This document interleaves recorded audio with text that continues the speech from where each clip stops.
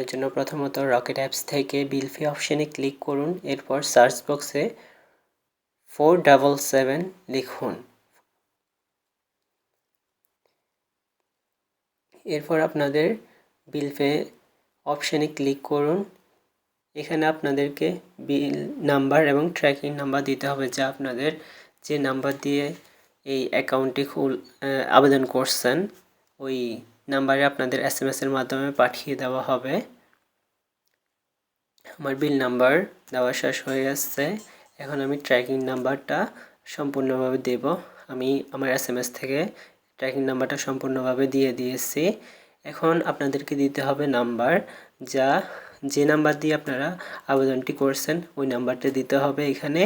ওই নাম্বার দিয়ে আপনাদেরকে এই অপশন এখানে আপনাদের সম্পূর্ণভাবে এটা করতে হবে, তবে আপনাদের যে এক্সাক্ট অ্যামাউন্ট আছে ওটা শো করবে।